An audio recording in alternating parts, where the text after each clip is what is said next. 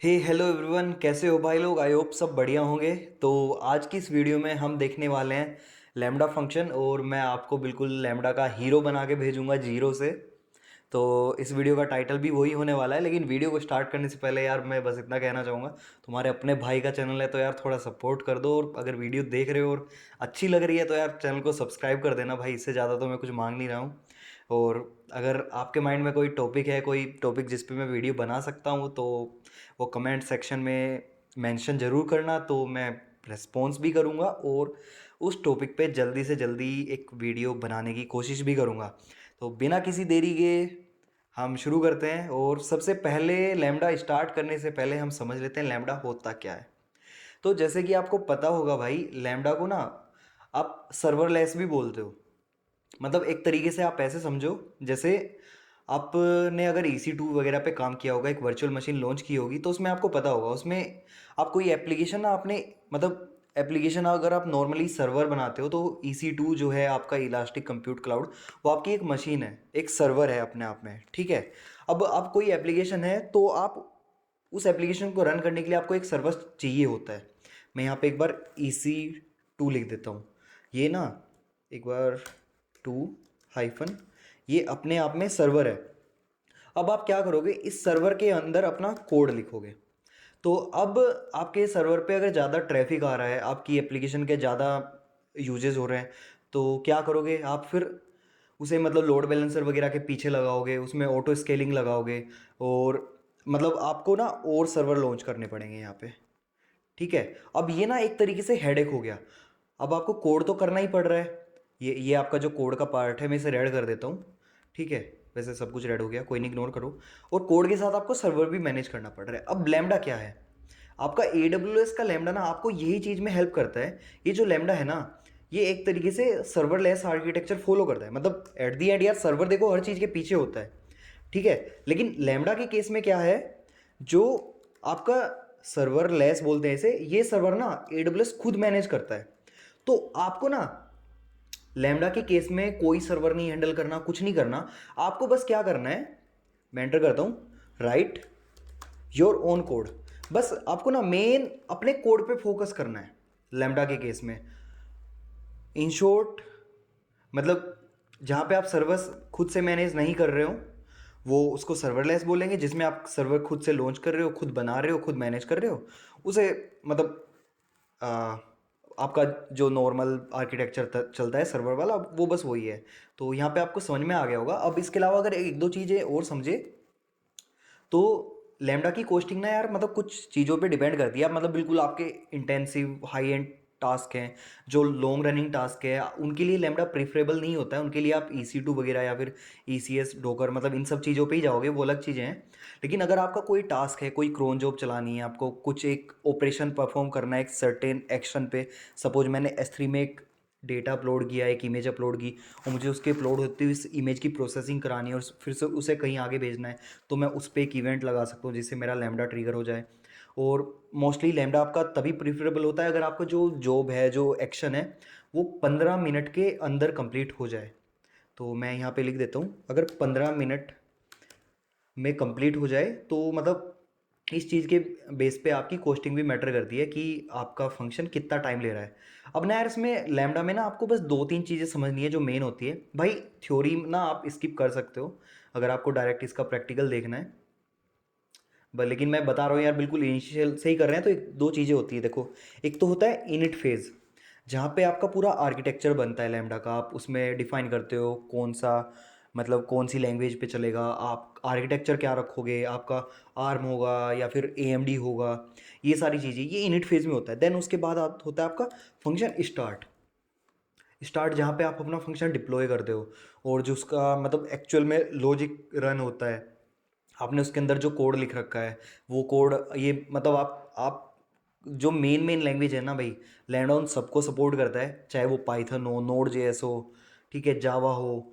अब स्टार्ट के बाद में फिर आपका क्या आता है, जो आपका फाइनल फेज होता है, जिसमें आपका फंक्शन ने सब कुछ कर लिया एग्जीक्यूट, और अब फाइनल आपके पास रिजल्ट आ गया और फंक्शन ना स्टॉप हो गया। बस यही दो तीन चीज़ें होती हैं जो फंक्शन में। अब ये जो इनिट फेज होता है ना, ये इनिट फेज ना किसी भी फंक्शन में ना सिर्फ फर्स्ट टाइम रन होता है, उसके बाद ना ये स्टार्ट और मतलब आपके एंड वाले फेज होते हैं, ये रन होता है। वैसे ये ना थोड़ी यार मतलब अलग से एक्स्ट्रा चीज़ें थी, आपको इतना कुछ मतलब डीप में जाने की ज़रूरत नहीं है अनलेस अनटिल आपका मन नहीं है तो, लेकिन मैंने फिर भी बता दिया। अगर मैं अभी बनाने जाऊंगा तो ये सारी चीज़ें क्लियर हो जाएगी और सब कुछ यार बड़ा इजी है, इतना कुछ कॉम्प्लेक्स है नहीं। अभी मैं जल्दी से अपने AWS के कंसोल पे आ चुका हूँ। अब AWS के कंसोल पे आने के बाद ना यार मैं यहाँ पे सर्च करूँगा AWS लैम्डा, ठीक है। तो यहाँ पे देखो कहीं पे लैम्डा लिखा हुआ है यार, चलो मैं AWS हटा देता हूँ, मैं खाली लैम्डा लिख देता हूँ। अब देखो ये आ गया ना, ये लैम्डा बना हुआ, तो इसे स्टार करके मैं फेवरेट में ऐड कर रहा हूँ और यही मेरा लैम्डा फंक्शन है। मैं इस पर क्लिक करूँगा, अब क्लिक कर देता हूँ। जब तक ये ओपन हो रहा है आप सब्सक्राइब कर दो, वैसे ये ओपन हो गया तो सब्सक्राइब ना करने का बहाना मत ढूंढना, ठीक है। अब देखो मैं ना यहाँ पे एक नया फंक्शन क्रिएट करूँगा, मैं करता हूँ इस फंक्शन को क्रिएट। अब क्रिएट के बाद ना ये देखो यार, यहाँ पे ना आपके पास दो तीन ऑप्शन आ रहे हैं, author from scratch, use blueprint, container image. अब यूज ब्लूप्रिंट में क्या है, आपको ना मतलब डिफरेंट डिफरेंट लैंग्वेजेस में different different sample function, sample use case के आपको प्री बिल्ट लैम्डा फंक्शन लिखे लिखाए मिल जाएंगे जिनको आप यूज कर सकते हो। जैसे आप एक दो चीज़ें देखोगे यहाँ पे, गेट S3 ऑब्जेक्ट, ये पाइथन में लिखा हुआ है। सेम गेट S3 मतलब जो S3 पे कुछ आपने अपलोड की कोई ऑब्जेक्ट अपना, उसको फैच करने का फंक्शन है। अगर इसे मैं सिलेक्ट करूँगा ना तो मतलब ये यार ये ना इनबिल्ट टेम्पलेट है। जैसे ये हेलो वर्ल्ड का फंक्शन है, ये बस हेलो वर्ल्ड प्रिंट करेगा, तो ये ना मतलब आपके इनबिल्ट ब्लूप्रिंट है, जो बने बनाए आपको कोड मिल जाएगा, बाकी सब कुछ सेम है। ये कंटेनर इमेज क्या होता है, अब देखो यार आपने ना ECR का तो पता ही होगा, अगर नहीं पता तो यार मैं मतलब कमेंट में बताना, मैं ECR के ऊपर भी एक वीडियो बनाऊंगा और मैं एक कंटेनर के डोकर फाइल के थ्रू भी लैम्डा फंक्शन लॉन्च करके दिखाऊंगा। तो यहाँ पे क्या है, आपने ना एक डोकर बिल्ड किया, वो डोकर बिल्ड करके ना अपनी इमेज ECR पे, इलास्टिक कंटेनर रजिस्ट्री जो AWS की सर्विस है, वहाँ पे अपनी डोकर की इमेज डिप्लॉय मार दी। जैसे डोकर हब पे आप पब्लिक इमेजेस यूज़ करते होंगे nginx वगैरह की, तो हम ना यहाँ पे बस उस ECR इमेज का URI देंगे, यहाँ से ये अपने आप हमारे डोकर में, ये लैम्डा में ये इमेज रन होनी स्टार्ट हो जाएगी। अब आते हैं मेन, ऑथर फ्रॉम स्क्रैच, जो नॉर्मली हर कोई करता है और हम भी यही करने वाले हैं। अगर आपको ये चीज़ें देखनी होगी ना यार, मैं इनके अलावा ना एक सीरीज़ निकालूंगा जिसमें छोटी छोटी चीज़ें जो आज मिस हो जाएंगी वीडियो में, वो सारी मैं सीरीज में कवर करूँगा। अभी मैं अपने फंक्शन का नाम दे देता हूँ find x server less FN1, ठीक है फंक्शन, ये मैंने इसका नाम दे दिया। अब देखो यार ये रन टाइम, जो आपकी लैंग्वेजेस है, आपको जो आती है आप उसमें करो, .NET करो, जावा करो, नोड करो, पाइथन करो, ठीक है। ये सारे लैंग्वेजेस के ऑप्शन है। अभी मैं पाइथन ले लेता हूँ 3.12, अब मैंने ये ले ली। अब इसके बाद देखो आर्किटेक्चर, अब x86 यूज़ करना है या ARM करना है वो आपके ऊपर है। वैसे जो AWS बोलता है कि मतलब जो अगर आप ARM यूज़ करोगे तो जो आपकी इलेक्ट्रिसिटी कॉस्ट आती है, ये सब जो मतलब AWS के डेटा सेंटर में सर्वर कॉस्ट है, तो AWS मतलब मेनली मतलब आपको सपोर्ट करता है, आपको मतलब बोलता है कि यार आप ना प्रीफर करो, आप ARM यूज़ करो। लेकिन कुछ कुछ चीज़ें हैं मतलब जो ARM में सपोर्ट नहीं होती है, x86 वही आपका ओल्ड ओल्ड स्कूल वाली बात है, जो मतलब नया 9 दिन पुराना 100 दिन, वैसे वो वाली बात यहाँ पे नहीं है यार, आर्किटेक्चर का बात है, तो आपके पर्टिकुलर यूज़ केस के ऊपर डिपेंड करता है। अभी हम x86 जो AMD है, AMD वाला आर्किटेक्चर ही लेंगे। अब इसके बाद यहाँ तक आई होप किसी को कोई डाउट नहीं होगा। देन यहाँ पे देखो तीन चीज़ें हैं, use an existing role, create a new role from AWS policy templates. अब ये इनमें से हम कुछ भी नहीं करने वाले हैं। ये देखो ये आपके पॉलिसी टेम्पलेट्स वगैरह ना, ये सब आपको इनबिल्ड मिल जाएगा, लेकिन कुछ नहीं करेंगे हम ना ये करेंगे create a new role with basic lambda permissions. भाई हमें हेडेक नहीं लेनी, लैम्डा खुद हमें रोल बना के दे देगा। हमें कुछ परमिशन अपडेट डिलीट मॉडिफाई करनी होगी, हम उस बने बनाए रोल में चेंज कर लेंगे, ठीक है। क्योंकि भाई अभी हमें नहीं पता यार क्या एग्जिस्टिंग परमिशन चाहिए होती है एक लैम्डा को रन करने के लिए, तो ये बेसिक एग्जीक्यूशन की परमिशन खुद से ऐड कर देगा। अब आते हैं एडिशनल कॉन्फ़िगरेशन में, तो यार ये चीज़ें देखोगे ना, नॉर्मली हमें ये सारी चीज़ें में से कुछ भी यूज करने की ज़रूरत नहीं पड़ती है, लेकिन अगर आपका स्पेसिफिक यूज केस है, स्पेसिफिक सिनेरियो है, तो तब ये यूज करते हैं। जैसे एनेबल कोड साइनिंग। अब यार ये एनेबल कोड साइनिंग क्या होता है मैं बता देता हूँ। आपकी ना यहाँ पे एक साइनिंग की सर्विस होती है, SIG मैं यहाँ पे साइनिंग सर्च करता हूँ, ये दिख रहा है AWS साइनर। अभी यार मैं इस सर्विस के डीप में नहीं जाऊँगा, एक अलग से वीडियो बना दूंगा, अभी मैं ओवरव्यू बता रहा हूँ। तो आप क्या करते हो, आप यहाँ पे ना एक साइनिंग प्रोफाइल बनाओगे, एक ट्रस्टेड प्रोफाइल। तो जैसे मैं अगर क्रिएट प्रोफाइल पे क्लिक करता हूँ तो ये सारे ऑप्शन आते हैं, प्रोफाइल नेम, साइनिंग, प्लेटफॉर्म और ये सब चीज़ें। फिर ये प्रोफाइल जब आपकी बन जाएगी ना, फिर आप क्या करोगे, अपना अपना कोड S3 पे अपलोड करोगे और साइनिंग प्रोफाइल के थ्रू ना आप उस कोड में ना, मतलब उस कोड को साइनिंग करोगे, मतलब एक तरीके से अप्रूव करोगे। जैसे अगर मैं इस पर क्लिक करता हूँ, यार मैंने एक बनाई थी, अभी रिवोक कर दी है मैंने, तो इसमें शायद से नहीं हो पाएगा। ये देखो साइनिंग जॉब्स, आपने यहाँ पे एक साइनिंग जॉब स्टार्ट करोगे, अपनी साइनिंग प्रोफाइल को सिलेक्ट करोगे, S3 का URI दोगे और सिग्नेचर होने के बाद कोड जहाँ पे अपलोड होगा वो डेस्टिनेशन दोगे। अब जो आपका फाइनल कोड है ना, उसके अंदर आपने सिग्नेचर कर दिया।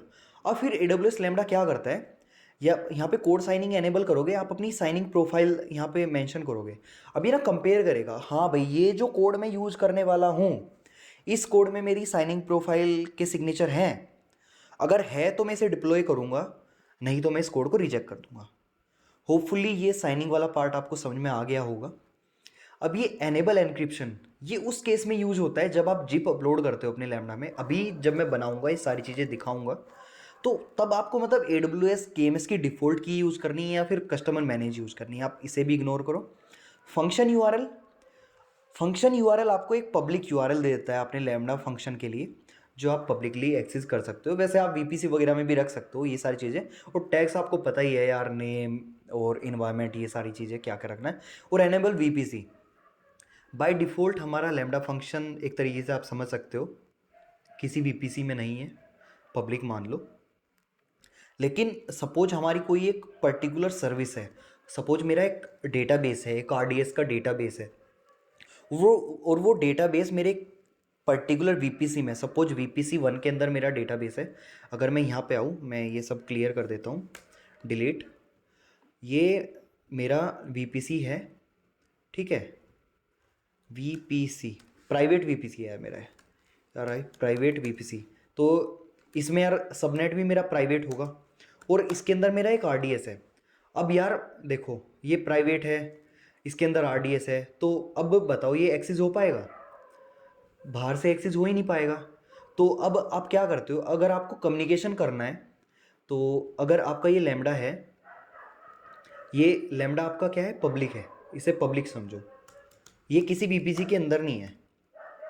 तो यार पब्लिक से आप प्राइवेट में कनेक्शन कैसे करोगे, कर ही नहीं पाओगे। अब इस लैम्बडा को अगर RDS को एक्सेस करना है तो इसे क्या करना होगा, इसे ना आप सेम VPC में रखोगे, अगर दूसरे VPC में रखोगे तो आपको पेयरिंग करनी पड़ेगी।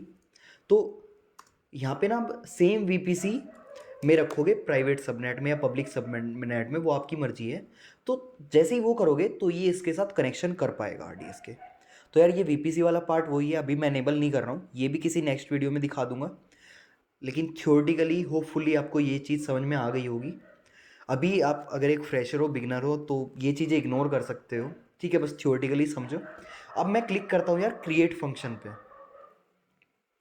और जब तक फंक्शन क्रिएट हो रहा है भाई, फिर से मैं वही बोलूँगा, यार जाओ चैनल को सब्सक्राइब करो। अगर वीडियो यहाँ तक आपको लग रहा है कि मैंने थोड़ी मेहनत करी है एक्सप्लेन करने में, वीडियो बनाने में, और आपको सच में कुछ सीखने को मिल रहा है, तो यार कर दो भाई, प्लीज़ चैनल को सब्सक्राइब कर दो। और अभी देखो यार ये लैम्बडा का ना AWS ने रिसेंटली कंसोल चेंज कर लिया है अपना, और मतलब काफ़ी नया लुक एंड फील आ गया, तो मुझे थोड़ा अजीब लग रहा है यार लैम्बडा का कंसोल। पुराने वाला बढ़िया था, वैसे स्विच टू ओल्ड कर सकता हूँ पर मैं करूँगा नहीं। अगर आप नए हो तो यार आपको मतलब नए वाले पे ही करना चाहिए। तो ये मैं हटा देता हूँ, और मैं ये देखो अब ना यहाँ पे यार दो तीन चीज़ देखना। यार अपन तो डेवऑप्स हैं, हमारा नॉर्मल काम क्या होता है यार, एक फ़ाइल बना देते हैं लैम्बडा फंक्शन डॉट पाई, इसी फाइल के अंदर सारा कोड लिख लेते हैं, ठीक है, यहाँ से हमारा काम हो जाता है, इससे ज़्यादा अपने को ज़रूरत भी नहीं पड़ती। अब सपोज भाई अपना पाइथन डेवलपर हो तो आपको ये चीज़ बेटर पता होगी। ये देखो ये यहाँ से आप फोल्डर बना सकते हो, नई फाइल्स बना सकते हो, और फाइल्स को यार एक दूसरे में कॉल करके ना इंटर कनेक्शन बना सकते हो उनका। तो ये तो हो गया मतलब जहाँ पे आपकी फाइल्स दिखती हैं। उसके अलावा आपने सपोज कुछ यहाँ पे चेंज कर दिया, हेलो फ्रॉम लैम्बडा की जगह मैं अगर यहाँ पे फाइंड एक्स लिख दूंगा, हेलो फ्रॉम फाइंड एक्स, तो आप ना यहाँ पे डिप्लॉय करोगे अपने कोड को, अनलेस अनटिल आप ये डिप्लॉय नहीं करोगे ना, तो आपका मतलब कोड एक्चुअल में इफेक्ट नहीं करेगा और वो कहीं पे जाएगा नहीं। अब देखो उसके बाद क्या है, टेस्ट। टेस्ट ना यार जो काम करता है, टेस्ट ना आप मतलब अपने कोड को ना सैम्पल मतलब ट्रायल रन कर सकते हो, आप ड्राई रन कर सकते हो अपने कोड को। और मतलब आपको एक्चुअल में इम्प्लीमेंट करने की ज़रूरत नहीं है, क्योंकि ये देखो, ये दिख रहा है यहाँ पे, ये इवेंट, ये जो लैम्बडा में इवेंट वाला पार्ट होता है ना, कोई भी सर्विस जो लैम्बडा को कॉल करेगी या कुछ भी ट्रिगर करेगी, वो कुछ इवेंट सेंड करेगी। और इस इवेंट के अंदर ना जेसन होती है, तो जिसे हम पार्स करते हैं और जिसके बेसिस पे हम एक्शन परफॉर्म करते हैं नॉर्मली। तो ये टेस्ट वाला पार्ट क्या करते हैं, ये ऐसे ही ना एक इवेंट क्रिएट करेगा, सैम्पल इवेंट, और उसको हम टेस्ट कर सकते हैं। जैसे मैं अभी टेस्ट पे क्लिक करता हूँ और ये देखो यहाँ पे बोल रहा है ना क्रिएट न्यू टेस्ट इवेंट। इसकी जगह ना आप या ये यहाँ पे भी टेस्ट पे भी जा सकते थे डायरेक्ट, तो मैं यहीं पे चला जाता हूँ। और ये देखो यहाँ पे ना ये बोल रहा है क्रिएट न्यू टेस्ट इवेंट, ठीक है। मैं इसका नाम दे देता हूँ find X test, sorry, find X test event, ठीक है। अब ये देखो यार, इस इवेंट में क्या है, इवेंट का सिंपल हेलो वर्ल्ड का टेम्पलेट है। आप मतलब और काफ़ी सारी जॉब्स के टेम्पलेट है, मतलब जिसमें ना सैम्पल जेसन होगी। सपोज आप यहाँ पे मैं S3 सर्च करूँ, तो देखो S3 पुट का अगर मैं टेम्पलेट ओपन करूँगा ना, मतलब अगर मैं S3 से कॉल करूँगा अपने लैम्बडा को, तो ये जेसन मुझे मेरे लैम्बडा को इवेंट के अंदर मिलेगी। लेकिन अभी यार इतना कॉम्प्लेक्स में नहीं जाना है, मैं यहाँ पे सिंपल हेलो में जाता हूँ, हेलो वर्ल्ड सर्च करता हूँ। और यार ये ना सिंपल मतलब मेरा हेलो वर्ल्ड का इवेंट है, मैं इस ये कीज़ वगैरह हटा देता हूँ। अब यहाँ पे लिखता हूँ मैं नेम हेलो वर्ल्ड, ठीक है। अब मैं इसको क्या करूँगा, अपने इवेंट को ना मैं सेव कर दूँगा। सेव हो गया मेरा इवेंट। अब मैं इसे यार टेस्ट भी कर लेता हूँ। ये देखो ये मेरा इवेंट टेस्ट हो गया। यहाँ पे ये बॉडी में क्या आया, हेलो फ्रॉम लैम्बडा। ये देखो अब हेलो फ्रॉम लैम्बडा क्यों आया, मैंने तो यार फाइंड एक्स कर दिया था। पता है क्यों आया, क्योंकि मैंने इसे डिप्लॉय नहीं किया था। तो चलो यार मैं डिप्लॉय कर देता हूँ। अब देखो ये डिप्लॉय हो गया मेरा कोड। अब मैं क्या करूँगा, डिप्लॉय होने के बाद ना यार मैं इसे फिर से टेस्ट करूँगा। टेस्ट करने के बाद ये मेरा फाइंड एक्स का दिख रहा है, मैं इस इवेंट को सिलेक्ट करूँगा और अब मैं इसको करता हूँ टेस्ट। यार 1 मिनट देना, इधर से वापस आता हूँ मैं। मेरा एडिट सेव्ड इवेंट, ये फाइंड एक्स का इवेंट है, और इस पर क्लिक करता हूँ मैं टेस्ट पे। अब देखो यहाँ पे क्या आया लॉग्स में, हेलो फ्रॉम फाइंड एक्स। अब आप बोलोगे यार ये तो मेरा मैनुअल है, मुझे इवेंट तो दिख ही नहीं रहा कुछ, तो वो भी देख लेते हैं। लेकिन वो देखने से पहले ना मैं एक और चीज़ दिखाना चाहूँगा। ये जो मॉनिटर वाला पार्ट है ना, मॉनिटर में आप अपने लैम्बडा फंक्शन को मॉनिटर कर सकते हो। इसमें क्या क्या चीज़ें इन्वोक हो रही है, आपका लैम्बडा कितनी बार इन्वोक हुआ, क्योंकि पर इन्वोकेशन चार्जेस लगते हैं इसके। तो ये कुछ टाइम में अपडेट हो जाएगा। अभी ये 3 आवर का दिखा रहा है, लास्ट 3 आवर। तो जैसे कि अभी ना मेरा इन्वोकेशन काउंट 1 है, वैसे ये 2 हो जाना चाहिए यार ये काउंट। तो थोड़ी देर में शायद से अपडेट हो जाएगा इन्वोकेशन काउंट। और ये ड्यूरेशन बता रहा है कि मेरा 1.97 मिली सेकेंड में मेरा लैम्बडा इन्वोक हो गया था। एरर काउंट मेरा 0 है, ठीक है। और इसके अलावा थ्रोटल वगैरह ये सारी चीज़ें। अब लास्ट में अगर आप नीचे आओगे ना, वो सॉरी नीचे नहीं आना, आपको ऊपर आना है। ये देखो व्यू क्लाउड वॉच लॉग्स। अब मैं जो चीज़ आपको समझाना चाह रहा था वो यहाँ पे है।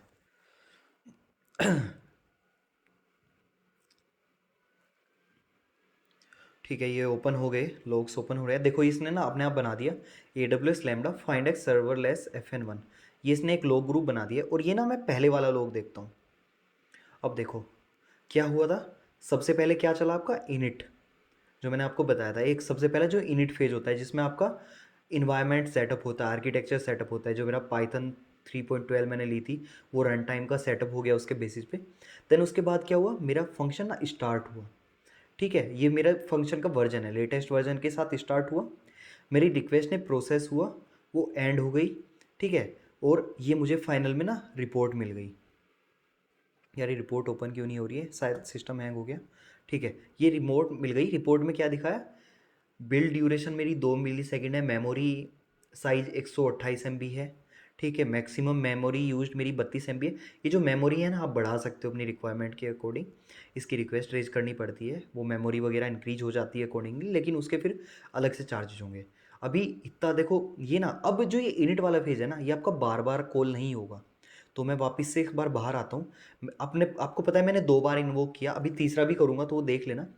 अब देखो इसमें क्या हुआ यार, इसमें मेरा फिर से पाइथन का रन टाइम इन्वायरमेंट दिखा रहा है।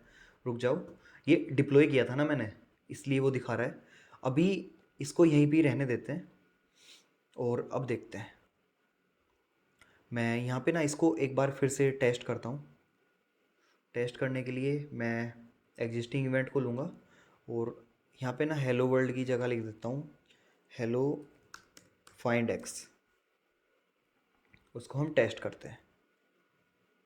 ठीक है, आपका फिर से ये हो गया, ये टेस्ट हो गया है। अब टेस्ट के बाद ना यार मैं इसे एक बार रिफ़्रेश करता हूँ और रिफ़्रेश करने के बाद ना अब देखते हैं यहाँ पे, ये देखो ये आपके ना नए लॉग्स फिर से जनरेट हो गए। ये यहाँ पे ये इन्वोकेशन थी।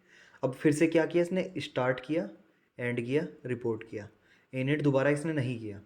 अब इतना समझ में आ गया होगा। अब ना हम क्या करते हैं यार, इवेंट को प्रिंट कराते हैं जिस इवेंट में हमें एक्चुअल में ऑपरेशन परफॉर्म करने होता है। तो मैं क्या करता हूँ, यहाँ पे एंटर करता हूँ प्रिंट मेरा इवेंट। अब देखो इवेंट प्रिंट कराया तो मुझे ना फंक्शन डिप्लॉय मारना पड़ेगा। ठीक है, मैं एक बार अपने कोड को डिप्लॉय मार देता हूँ। डिप्लॉय मारने के बाद मैं इसे फंक्शन को फिर से टेस्ट मारूंगा। देखते हैं कहीं और भी टेस्ट का ऑप्शन आता है क्या। वैसे आप शॉर्टकट भी ले सकते हो, Ctrl+Shift+I। तो मैं फिर से एक बार इसे टेस्ट करता हूँ फंक्शन को। अपने फंक्शन को टेस्ट करने के लिए मैं फाइंड एक्स को सिलेक्ट करूँगा और ये आउटपुट में आया नहीं गया यार। ठीक है, मुझे यहीं से एक बार टेस्ट कर लेता हूँ मैं। यार नए वाला कंसोल थोड़ा तो कन्फ्यूजिंग है, मानना पड़ेगा। तो जैसे कि ये टेस्ट हो चुका है, टेस्ट के बाद ना ये तो मेरा वही प्रिंट का स्टेटमेंट है, लेकिन मेरा इवेंट भी प्रिंट हुआ होगा कहीं पे। ये देखो ये नेम हेलो वर्ल्ड। अब ये ना मैं एक्चुअल आपको फंक्शन के उसमें भी दिखा देता हूँ। अगर आप यहाँ पे कोड पे आओगे ना तो ये नीचे आउटपुट में अपडेट हो गया होगा। ये देखो यार, ये आउटपुट में दिख रहा है आपको। ये तो वही चीज़ें हैं जो हेलो फ्रॉम फाइंड एक्स हमने लिखा था, लेकिन अभी मैंने ये प्रिंट किया था ना यहाँ पे प्रिंट इवेंट। तो इवेंट प्रिंट होने के बाद अगर आप ये यहाँ पे देखोगे, ये मेरा नेम हेलो वर्ल्ड आ गया। तो इससे आपको समझ में आ गया होगा कि आपका कुछ भी मतलब आपकी जो भी सर्विस जो ट्रिगर होती है वो इवेंट में जेसन पास करती है, और जेसन के ऊपर आप ऑपरेशन उसके बेस पे ऑपरेशन परफॉर्म करके आगे एक और चीज़ें ट्रिगर कर सकते हो। अब अगर मैं यहाँ पे क्लाउड वॉच लॉग्स को रिफ्रेश करूँगा ना एक बार, अगर नए नहीं बने होंगे तो यहाँ पे एक बार देख लेते हैं। इसके अंदर कुछ आया नहीं आया, वैसे प्रिंट आना चाहिए यहाँ पे। तो मैं एक बार यहाँ पे जाता हूँ, देखता हूँ लेटेस्ट जो बने हैं क्या कोई तीसरे नंबर के। ठीक है, हाँ ये देखो ये लेटेस्ट बन गए। और मैंने फिर से डिप्लॉय मारा था तो मेरा इनिट चला, स्टार्ट चला। अब ये देखो ये जो प्रिंट किया था ना वो हेलो वर्ल्ड यहाँ पे प्रिंट हो गया, ये दिख रहा है। तो इससे आपको समझ में आ गया होगा। अब ना मैट्रिक्स फिर से देखते हैं इसकी। अब मैट्रिक्स में कितने वो दिखा रहा है इन्वोकेशन, ये देखो ये दिख रहा है। ये मतलब टाइम फ्रेम के बेसिस पे यहाँ पे मेरे 3 इन्वोकेशन हुए, फिर मैंने अलग से फिर 2 इन्वोकेशन किए। तो टाइम फ्रेम के में है। अभी ना जो मेरा यहाँ पे एरर काउंट है वो आपको दिख रहा है, ये 0 ही है। अभी एक एरर वाला भी करके दिखाऊंगा मैं फंक्शन में। इतना समझ में आ गया होगा आपको। ये बेसिक था लैम्डा फंक्शन का कि हम कैसे डिप्लॉय करते हैं, कैसे अपना कोड लिखते हैं और क्या होता है। अब देखो यार इसका मतलब इसमें क्या क्या चीज़ें होती है। ये ट्रिगर और डेस्टिनेशन दिखाऊंगा। सबसे पहले थ्रोटल है। तो यार आपका ना सपोज कुछ आपका सिस्टम वगैरह ना मतलब ब्रीच हो गया, आपका कोड ब्रीच हो गया है, लैम्डा ब्रीच या कुछ भी ब्रीच हो गया, और आपके पास अननेसेसरी हिट आ रही है, आपका लैम्डा फंक्शन लूप में फंस गया, या कुछ भी यार समहाउ कुछ भी सिनेरियो हो गया जहाँ पे मतलब आपको कैसे भी करके अपना लैम्डा फंक्शन बंद करना है। तो ये थ्रोटल वाला ऑप्शन है ना, आप यहाँ पे कंफर्म करोगे। अब कंफर्म करते ही क्या होगा ना, आपके फंक्शन लैम्डा फंक्शन को जितनी कॉन्करेंसी थी वो जीरो कर देगा। मतलब जितने सर्वर इसको एलोकेट थे बाय डिफ़ॉल्ट इसे रन करने के लिए वो सब जीरो हो गए। और अब अगर आप टेस्ट करोगे ना रन करके, तो ये देखो क्या होगा यहाँ पे। ये देखो calling the invoke API action field with this message rate exceed. ठीक है, अब थ्रोटल हो चुका। अब थ्रोटल को मैं ठीक कर देता हूँ। तो वो ठीक करने से पहले पहले एक दो चीज़ें और देख लेते हैं। एक्शन में आप नया वर्जन पब्लिश कर सकते हो। सपोज आपने पुराने वर्जन में यहाँ पे क्या लिखा हुआ है, हेलो फ्रॉम फाइंड एक्स। ठीक है, मैं एक नया वर्जन पब्लिश करता हूँ और इसका नाम देता हूँ मैं V1 और इसको कर देते हैं पब्लिश। ठीक है, V1 वर्जन मेरा पब्लिश हो गया। अब 1 मिनट इसे बन जाने दो। इस वर्जन को ना मैं कर देता हूँ V1 because the file system of this file is read only. ठीक है यार, मतलब ये मेरा वर्जन, ये मेरा कोड सेव हो गया। और अगर ये मेरा क्वालिफायर दिख रहा है, ये मेरा ओरिजिनल फंक्शन है यहाँ पे। अब ओरिजिनल फंक्शन को देखो यहाँ पे, इसमें मैं चेंज कर सकता हूँ। इसको मैं कर देता हूँ ओरिजिनल। वैसे मुझे यार V1 करके डिप्लॉय मारना चाहिए था, ओरिजिनल वर्जन। ठीक है, इसको मैं डिप्लॉय कर रहा हूँ। ये मेरा डिप्लॉय हो गया। अब देखो यहाँ पे, अगर मैं या वापस से अपने दूसरे वर्जन पे आऊँगा ना, वैसे यार वर्जन ना कहीं और से भी चेंज कर सकते हैं हम, वो कॉन्फ़िगरेशन से हो जाता है यहाँ पे। अगर आप इसमें कॉन्करेंसी एंड डिटेक्शन में आओगे तो ये ऑप्शन होता है। बाकी यहाँ से भी अगर आप इसका एक और फिर से पब्लिश न्यू वर्जन करोगे, इसका V2 करोगे और इसे पब्लिश कर दोगे। अब देखो यहाँ पे जो ये दिख रहा है ना, अब अगर मैं वापस से वर्जन 1 पे आता हूँ तो यहाँ पे एक चीज़ देखना,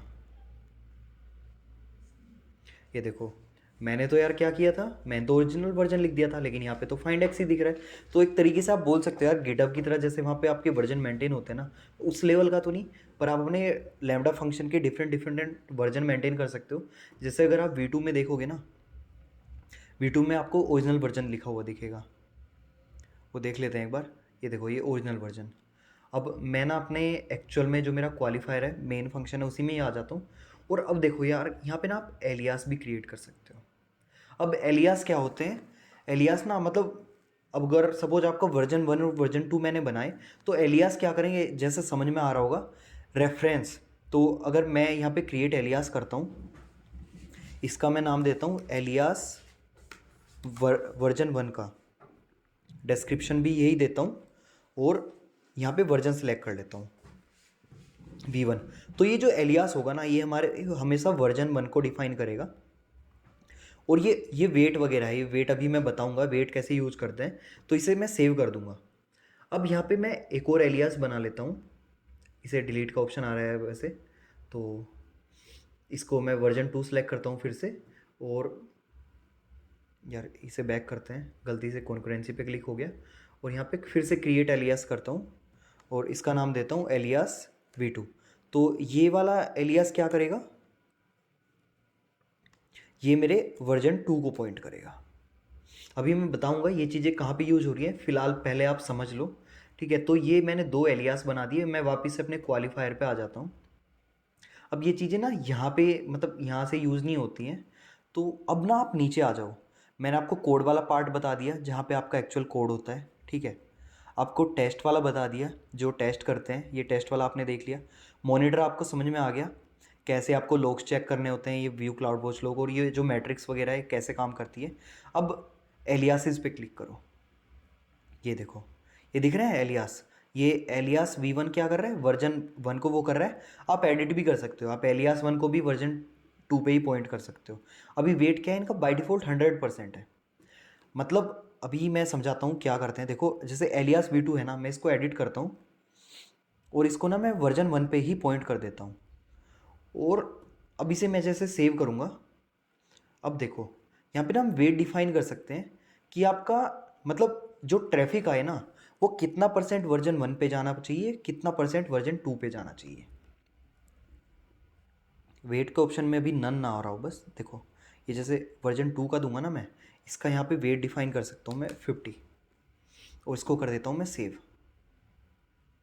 ठीक है, तो ऐसे होगा, मतलब वर्जन 1 वर्जन 2 एलियास V2 के लिए 50-50 ये डिस्ट्रीब्यूट कर देगा आपका। तो एलियास के थ्रू आप क्या कर सकते हो, आप 2 डिफरेंट वर्जन पे आपके अपने वेट को डिस्ट्रीब्यूट कर सकते हो। अब आते हैं हम कॉन्फ़िगरेशन में। वैसे यहाँ से ये वर्जन दिख रहा है जो हम वर्जन क्रिएट कर रहे थे, वो वर्जन की लिस्ट यहाँ पे आती है, ये आपको बता रखा है कौन कौन से एलियास यहाँ पे इस वर्जन से अटैच्ड है।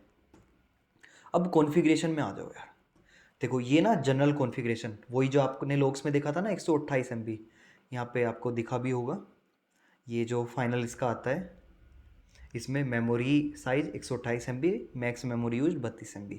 तो आपकी अगर रिक्वायरमेंट ज़्यादा है, आपके एप्लीकेशन को ज़्यादा मेमोरी चाहिए, तो ये आप इंक्रीज कर सकते हो। अपनी स्टोरेज जो इसकी लोकल स्टोरेज होती है वो 512 है, ठीक है। ट्रिगर्स ये भी हम बाद में देखेंगे, पहले हम फंक्शनैलिटी समझ लेते हैं यार लैम्बडा फंक्शन की। आई होप आप बोर नहीं हो रहे होंगे और आपको चीज़ें समझ में आ रही होंगी। तो इसके बाद परमिशन। अब देखो यार, हमने ना बोला था ना कि भाई तू हमारे लिए रोल खुद बना दे, हमें नहीं पता क्या परमिशन अटैच करनी होती है। तो मैं इस पर क्लिक करता हूँ एग्जीक्यूशन रोल पे, और इसकी हम परमिशन देखते हैं अभी इसको क्या क्या परमिशन है। तो मैं जैसे ही ये रोल ओपन किया, इसकी ट्रस्ट रिलेशनशिप देखो यार, यहाँ पे ट्रस्ट रिलेशनशिप का मतलब क्या है, कौन सी सर्विस इस रोल को यूज कर सकती है। तो इसकी ट्रस्ट रिलेशनशिप में ना सिर्फ लैम्बडा फंक्शन है, बस लैम्बडा के साथ हम ये रोल अटैच कर सकते हैं, लैम्बडा इसे एज्यूम कर सकते हैं। उसके अलावा इसने ना यार ये AWS lambda basic execution role attach किया है इस सर्विस पे। अब देखो इस रोल को क्या परमिशन है, बस ये क्लाउड वाच के जो लॉग ग्रुप है उसे क्रिएट कर सकता है, लॉग स्ट्रीम में अपने लॉग इवेंट पुट कर सकता है। मतलब बेसिकली इस रोल को बस ये काम करने की परमिशन है इसने, कि ये लॉग ग्रुप क्रिएट किया और उसमें ये अपने लॉग पुश कर सकते हैं। अभी और कोई परमिशन नहीं है इसे अलग से, तो बस इसमें इतना ही था। उसके बाद डेस्टिनेशन, ये ट्रिगर है, ये डेस्टिनेशन है, ये दोनों चीज़ें अभी हम देखेंगे। अब फंक्शन यूआरएल जो मैंने आपको बताया था, अगर आप फंक्शन यूआरएल क्रिएट करते हो ना तो आपके पास ऑप्शन है AWS IAM, मतलब एक स्पेसिफिक IAM यूजर ही उस फंक्शन को एक्सेस कर पाए, या फिर नन करके आप उसे पब्लिक कर सकते हो। तो अभी मैं पब्लिक वाला आपको दिखा रहा हूँ। ये सब चीज़ें डिफ़ॉल्ट रखते हैं, ये रेस्पॉन्स स्ट्रीम वगैरह, ये बफर्ड वगैरह, ये एडवांस चीज़ें जैसे कोर्स आपका होता है कि मतलब आपको कोर्स में आप डिफाइन कर देते हो आपके ट्रस्टेबल डोमेन कैसे हैं, मतलब आपको अनऑथराइज डोमेन से आपके पास हिट नहीं आनी चाहिए, वो कोर्स आपको ब्लॉक कर दे, वो सारी चीज़ें हैं मॉडर्न ब्राउज़र जैसे करते हैं। ये ना देखो, फंक्शन यूआरएल क्रिएट कर दी ना, आपके पास एक फंक्शन का यूआरएल बन गया, एक तरीके से API बोल सकते हो आप, गेट API। तो ये देखोगे अभी ना यार ये एक्सीड क्यों बता रहा है, क्योंकि मैंने ना थ्रोटल किया हुआ है। अब अभी वो थ्रोटल को ठीक करूँगा। इन्वायरमेंट वेरिएबल्स, यहाँ पे ना आप अपनी एप्लीकेशन में इन्वायरमेंट वेरिएबल पास कर सकते हो, आपको बार बार कोड में चेंज ना करना पड़े, बस इन्वायरमेंट वेरिएबल में चेंज कर दो। जैसे यहाँ पे मैं दे देता हूँ नेम आपका, अरे यार स्पेलिंग गलत हो रही है, लैम्बडा सर्वर, ठीक है। एनक्रिप्शन वगैरह डिफाइन कर सकते हो, अभी ये सब हम नहीं करेंगे, वो डिफ़ॉल्ट ही रहने देते हैं, उसको सेव कर देते हैं।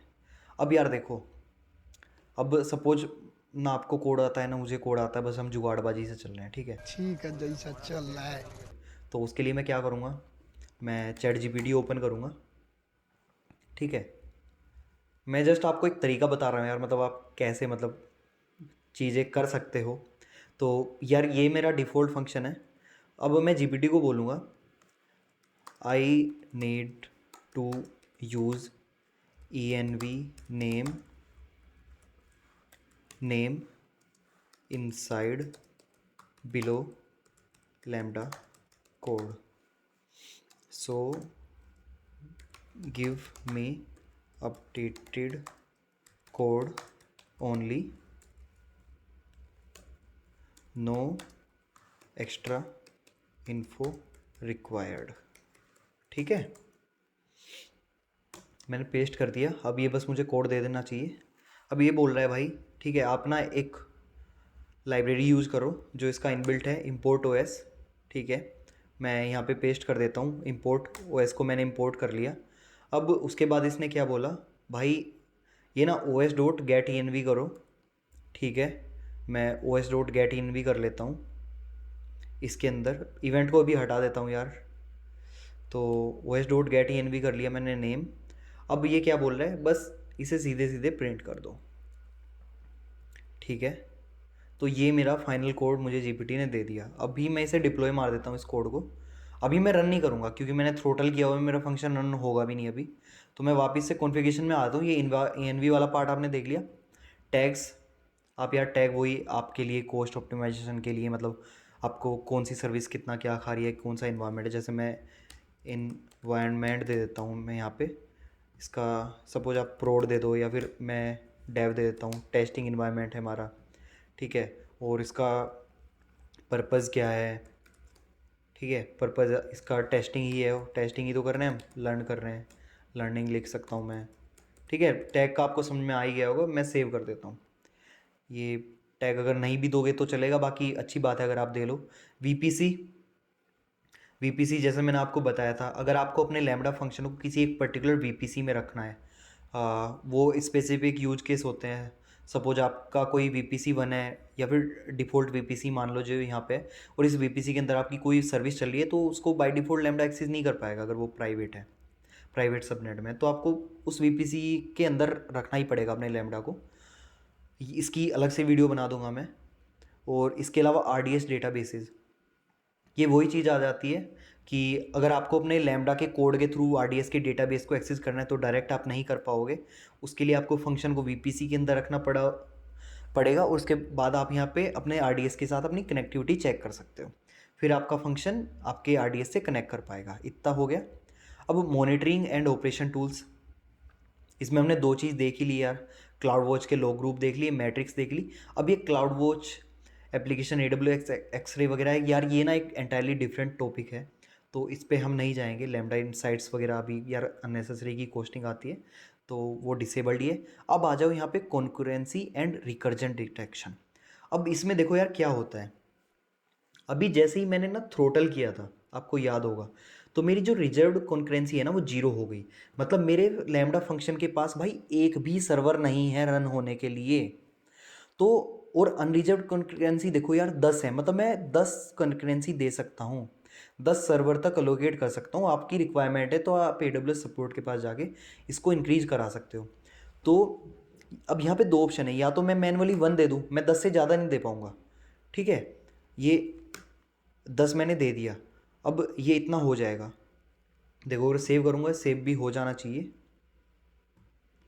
The unreserved account concurrency can't go below 10। ठीक है, ओके। ये बोल रहा है यार मुझे ना, अगर ये रिजर्व कॉन्करेंसी ये वाला यहाँ पे मैनुअली देना है ना, तो वो 10 से ज़्यादा ही होना चाहिए, तो इसकी यार अलग से कॉस्टिंग आई।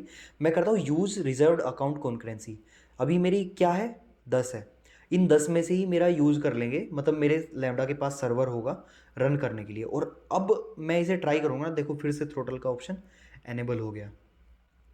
और अब अगर इसे मैं टेस्ट करता हूँ ना, टेस्ट करके देखो इसे। ठीक है, मैंने टेस्ट कर दिया। टेस्ट करने के बाद मैं वापस से इधर कोड में आता हूँ और इसमें आउटपुट में देखता हूँ क्या आया। यार आउटपुट कहाँ गायब हो गया, मेरा आउटपुट दिख क्यों नहीं रहा है। ठीक है यार, वापस से इधर एक बार ये देखता हूँ, ये हेलो फ्रॉम ओरिजिनल वर्जन, और ये देखो इन्वायरमेंट नेम लैम्बडा सर्वर, ये दिख रहा है। ये लैम्बडा सर्वर ही दिया था ना मैंने अपने नेम का नाम, जो यहाँ पे कोड में डिफ़ाइन किया है। तो ये भी होपफुली आपको समझ में आ गया होगा। अब इसके बाद ना कॉन्फ़िगरेशन में आगे की चीज़ें देखते हैं यार। यार ये चीज़ें ना, मतलब इनके लिए एक एक डेडिकेटेड वीडियो बनानी पड़ेगी। एक ही वीडियो में अगर इतना सब कुछ करूँगा ना, एक्सप्लेन करने के अलावा बताना भी, तो यार वो चीज़ ना और ज़्यादा कॉम्प्लेक्स हो जाएगी वीडियो, मतलब समझ रहे हो ना, और ज़्यादा बड़ी हो जाएगी। वो वैसे ही यार 1-2 मिनट की वीडियो देख के भाग जाते हो यार आप लोग।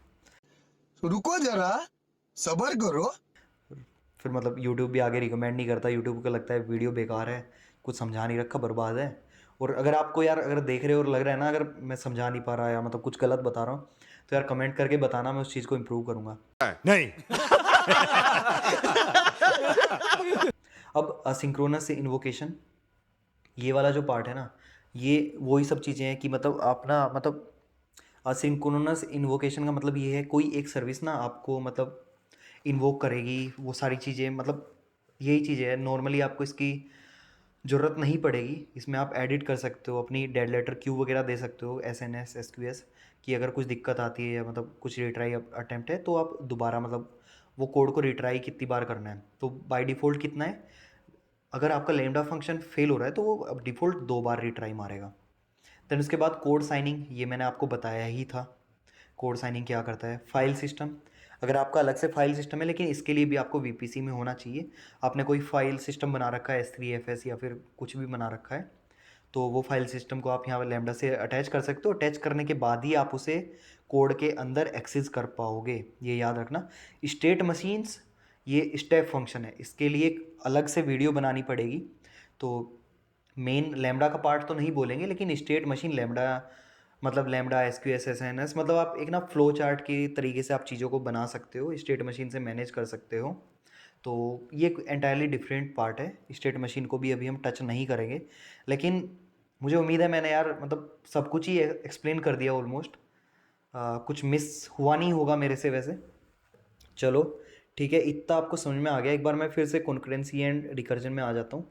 इसमें देखो यार, इसमें एक और चीज़ें हैं, जैसे यहाँ पे प्रोविजन, कनकरेंसी, कॉन्फ़िगरेशन।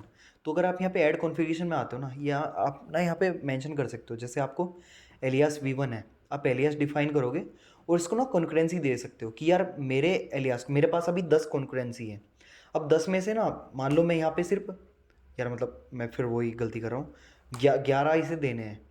तो मैं क्या करूँगा, मतलब मेरे इस स्पेसिफिक वर्जन को ना उतने सर्वर प्रो मिल जाएंगे और वो उतने यूज़ कर पाएगा जितने इसको यहाँ पे दे रखे हैं।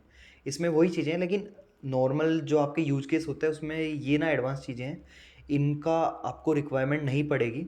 और ये सब रिकर्सिव लूप डिटेक्शन, ये एक सिनेरियो आप वैसे मान सकते हो। सपोज मैंने एक S3 का ट्रिगर ऐड किया, और वो ट्रिगर कब चलेगा, जब आपका S3 में कोई ऑब्जेक्ट अपलोड होगा और डेस्टिनेशन में मैंने सेम S3 दे दी। और जब मेरा कोई ऑब्जेक्ट यहाँ पे S3 में अपलोड होगा, तो मैं क्या करूँगा, मैं उस ऑब्जेक्ट को फिल्टर आउट करके मैं सेम S3 में फिर से डाल दूंगा। तो लूप में घूमता रहेगा, गोल गोल गोल गोल। तो ये वैसे टाइप की चीज़ें। अब मैं ना क्या करता हूँ, मैं एक ऐड ट्रिगर करता हूँ। अब ट्रिगर ऐड करने से पहले ना मैं क्या करूँगा, यहाँ पे मैं S3 पे जाता हूँ, और S3 पे जाने के बाद मैं एक S3 क्रिएट करूँगा यहाँ पे। वैसे उसके पहले ना मैं एक और चीज़ दिखा देता हूँ। I want to try test lambda fail case, so fail my above lambda function. ठीक है, तो मैं एक बार वो फेल दिखा देता हूँ मैट्रिक्स में कैसे दिखता है। तो इसने ये चीज़ दी है, रेज एक्सेप्शन। मैं ये वाली लाइन यहाँ पे यूज़ करूँगा, और मैं अपने कोड में आता हूँ। कोड में आने के बाद मैं इसे अपडेट करूँगा अपने कोड को, और इसमें से सब कुछ हटा देता हूँ। बस इसमें ना ये एक्सेप्शन वाली लाइन डाल दे रहा मैं, उसे डिप्लॉय कर रहा हूँ कोड को। डिप्लॉय डिप्लॉय डिप्लॉय, ठीक है, डिप्लॉय हो गया। अभी जैसे आप मॉनिटर में देखोगे ना, यहाँ पे फेलियर कितने हैं, फेलियर 0 हैं अभी मेरे। ये देखो, ये रेड दिख रहा है, ये अलग अलग टाइम लाइन पर 0 एरर्स हैं। अब मैं क्या करता हूँ, इसे टेस्ट करता हूँ अपने लैम्डा को।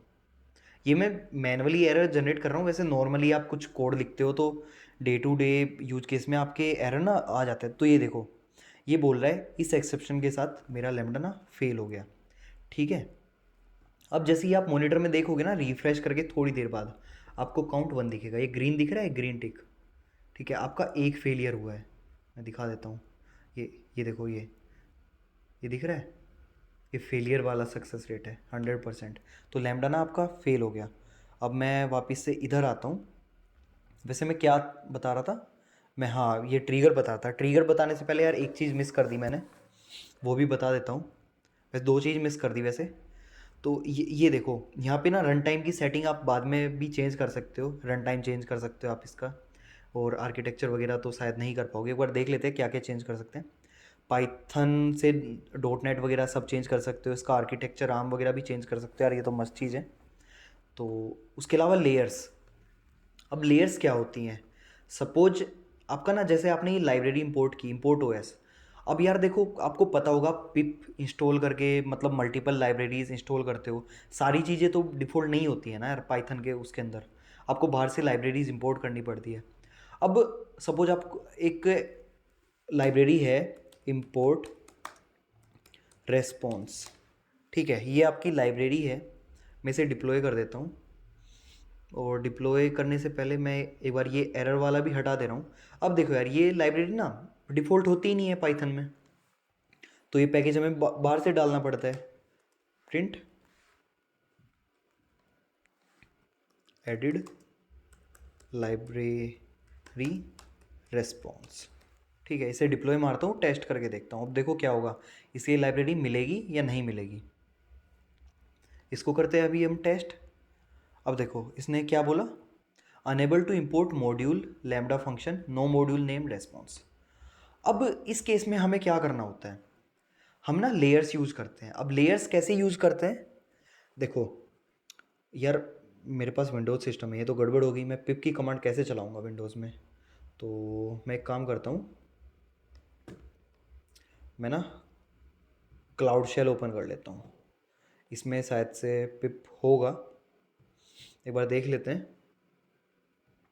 मैं एक सैम्पल लाइब्रेरी ऐड करके दिखा देता हूँ आपको, तो आपको ना लेयर्स का भी आइडिया लग जाएगा, लैम्डा लेयर्स कैसे वर्क कर सकते हैं।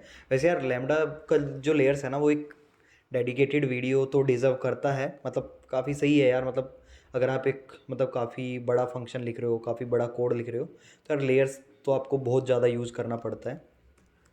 पिप, ठीक है यार, बढ़िया मस्त चीज़ है, पिप हमारे पास पड़ा है। तो इसके लिए ना लेयर्स का रूल है, आपको सबसे पहले एक फ़ोल्डर बनाना पड़ेगा पाइथन, MKDIR पाइथन, पाइथन करके फ़ोल्डर बनाना पड़ेगा, फिर CD पाइथन। आप इस पाइथन के फ़ोल्डर के अंदर चले जाओ, इतना काम हो गया। अब इसके बाद आप क्या करोगे, पिप 3 इंस्टॉल, पिप 3 इंस्टॉल रेस्पॉन्स, जो मेरे मॉड्यूल का नाम है, -t डॉट, मतलब इसी फोल्डर के अंदर। ठीक है, देखते हैं इंस्टॉल करेगा क्या। तो ये पैकेज को डाउनलोड करने लगा है जो मेरा क्लाउड शेल है। ठीक है, पैकेज डाउनलोड हो जाने देते हैं।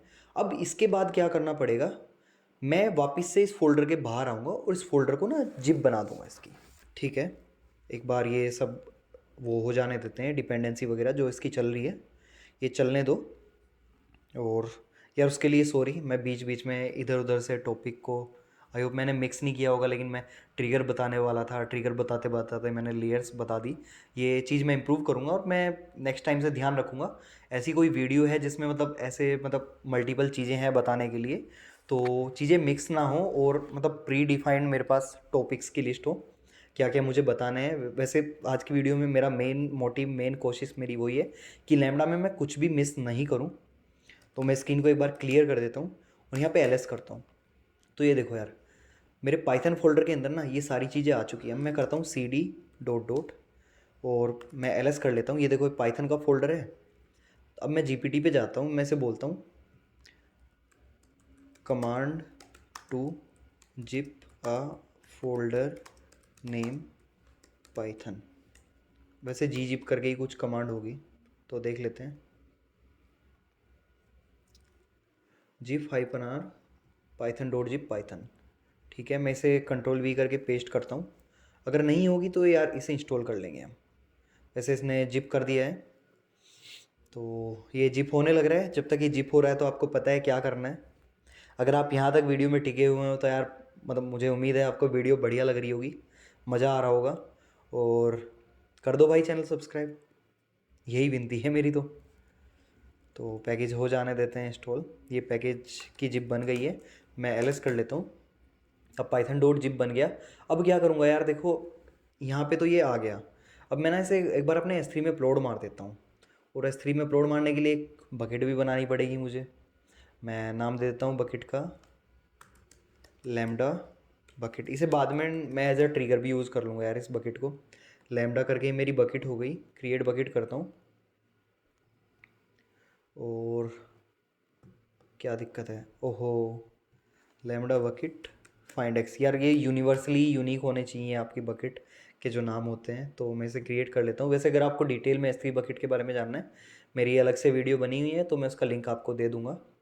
मैं बाकी ये नाम यहाँ से कॉपी कर लेता हूँ, और नाम कॉपी करने के बाद मैं यहाँ पे कमांड चलाऊँगा AWS S3 CP Python dot zip और S3:/ मेरी बकेट का नाम / तो एंटर करते हैं।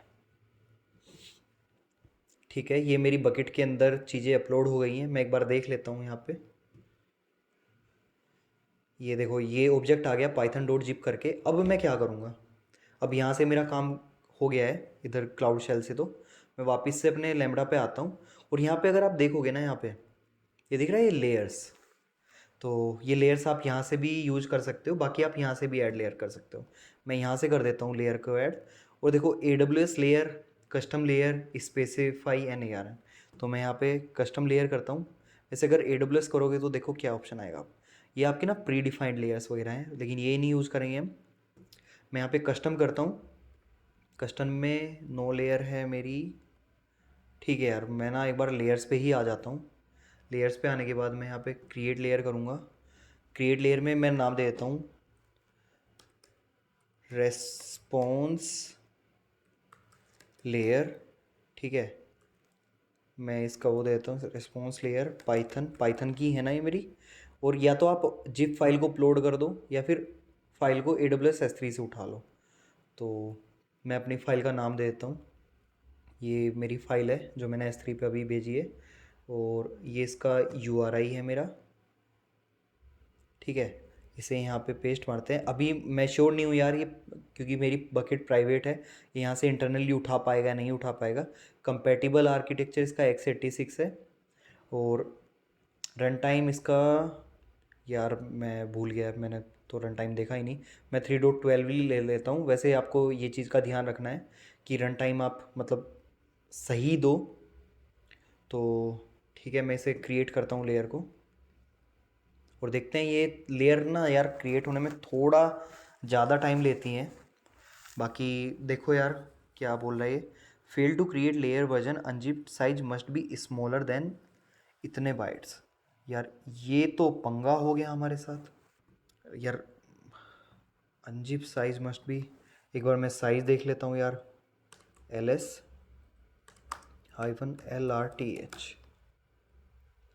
पाइथन डॉट जिप कितना है यार, 87 MB। और अपने लैम्डा को कितना साइज चाहिए यार, देखो ये भी नई चीज़ पता चल गई। इस GPT से पूछते हैं बाइट्स ये कितने MB बैठते हैं। वैसे 80 MB बैठेगा शायद से, बाइट्स इन MB। मैं एक्स्ट्रा चीज़ें हटा दूंगा अपने पैकेज के अंदर से। यार 250 MB दिखा रहा है, फिर मतलब इसको दिक्कत क्या है। अनजिप्ड बाइट,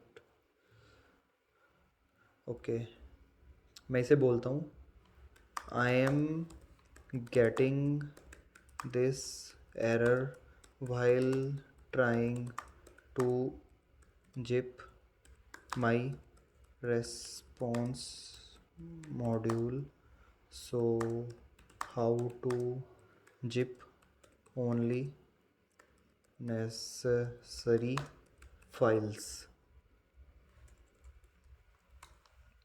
ठीक है, स्टेप्स टू ओनली पिप किया मैंने, रिक्वेस्ट नमपाई पाइथन मॉड्यूल में कर दिया मैंने।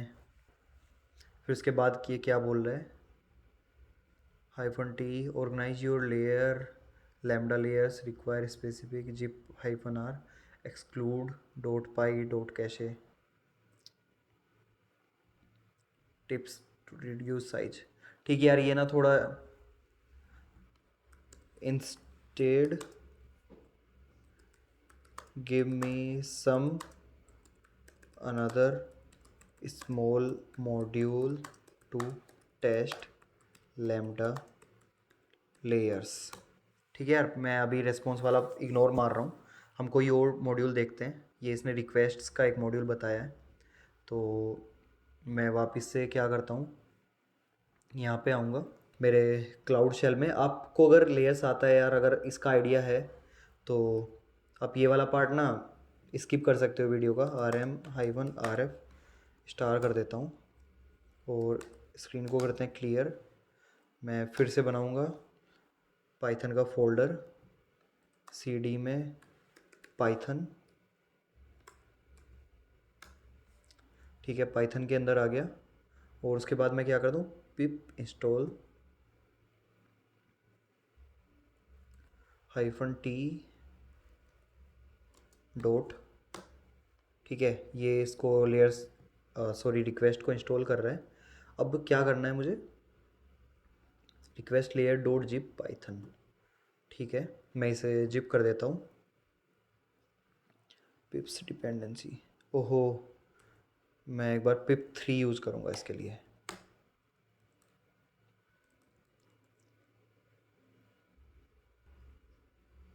ठीक है, ये हो गया है।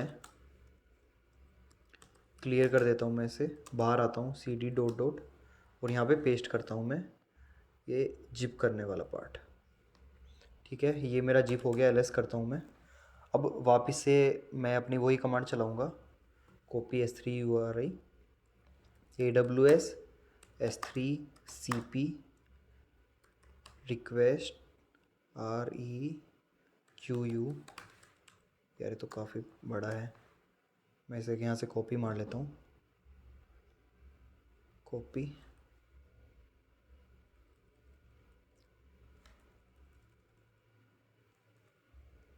डॉट जिप, एंटर करते हैं। ओहो, पाइथन डॉट जिप लिख दिया यार मैंने यार, इसको मैं कर देता हूँ रिक्वेस्ट डॉट जिप। मेरी एग्जिस्टिंग जिप रिप्लेस हो गई होगी, कोई नहीं। तो अभी मैं वापस से यहाँ पे आता हूँ अपनी S3 में, रिफ़्रेश मारता हूँ, ये दिख रही है रिक्वेस्ट डॉट जिप। तो यार मैं इससे वहाँ पे दूंगा, ये इसका ऑब्जेक्ट URI कॉपी करता हूँ और यहाँ पे ना ये दे देता हूँ, उसके रेस्पॉन्स की जगह ना रिक्वेस्ट लिख देते हैं।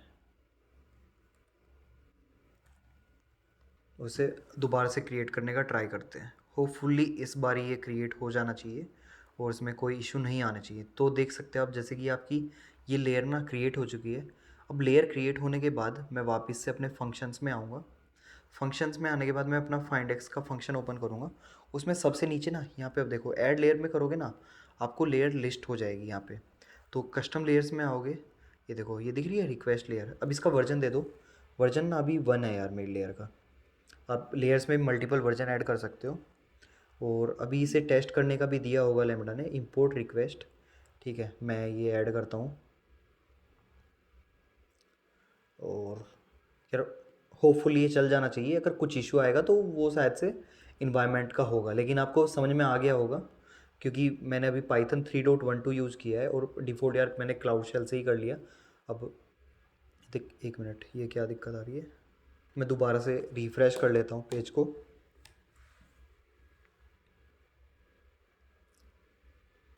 ठीक है, कोड लोड होने लग रहा है। अभी ना ये सब हटा देता हूँ मैं, रिस्पॉन्स वगैरह, और इसको करते हैं इंपोर्ट रिक्वेस्ट्स। रिक्वेस्ट करने के बाद ये पूरा ही कॉपी कर लेता हूँ यार मैं, ये इनके वाला सब कुछ हटा देते हैं और इंपोर्ट जेसन भी हटा देता हूँ। ठीक है, अब ये एक सैम्पल होगा मेरे हिसाब से, मैं एक बार ओपन करके देख लेता हूँ। कोई पब्लिक API होगी ये जो GPT ने मुझे दी है, इसमें सैम्पल जेसन होगी। ये देखो इसमें सैम्पल जेसन है, ये पब्लिक API है। और ये क्या करेगी, ये इस API को गेट करेगी और इसकी जेसन यहाँ पे प्रिंट कर देगी। तो मैं डिप्लॉय मारता हूँ। और ये रिक्वेस्ट मॉड्यूल ना डिफ़ॉल्ट पाइथन के अंदर नहीं था, इसलिए हमने इसकी ना लेयर ऐड की यहाँ पे। अब इसको ये मॉड्यूल मिल जाना चाहिए, जब मैं टेस्ट करूँगा तो वो जैसे रेस्पॉन्स के केस में आया था ना वैसा कुछ नहीं आएगा। और आप देख सकते हो ये सेम जेसन आपको दिख रही है, ये ये जो डायरेक्ट API वो करके आई ना वही यहाँ पे मिल रही है आपको। अब एक और चीज़ दिखाता हूँ मज़े की, इसी बहाने आप ये फंक्शन भी देख लो। अब मैं फंक्शन URL पे क्लिक करूँगा और ये देखो ये सेम आ रही है, ये सेम जेसन, ये जो यहाँ पे थी ना ये आपका लैम्डा फंक्शन का URL बना है जो यहाँ पे मिला है। होपफुली ये सब चीज़ें आपको समझ में आ गई होगी। अब फाइनल आते हैं यार हम, मतलब लैम्डा फंक्शन के ट्रिगर और डेस्टिनेशन पे। अब ये करने से पहले ना आप ये देखो यहाँ पे ट्रिगर और डेस्टिनेशन होता क्या है। मैं इस टेक्स्ट को एडिट करता हूँ। ट्रिगर, सपोज आपका ट्रिगर हो सकता है S3 में आपने डेटा को पुट किया, डिलीट किया, या फिर मतलब कुछ एक अलग से ऑपरेशन किया। तो ट्रिगर आपका और भी चीज़ें हो सकती हैं। इसके अलावा आपका ट्रिगर क्या हो सकता है, मतलब ट्रिगर इन द सेंस आपका लैम्डा फंक्शन को कौन कॉल करेगा। आपका इवेंट ब्रिज ने कोई इवेंट जनरेट किया, इवेंट जनरेट किया, तो उसके केस में भी आप क्या करोगे, आपका जो है ना, आप बीच में ये जो है ये लैम्डा है, मैं इसे दूर कर देता हूँ।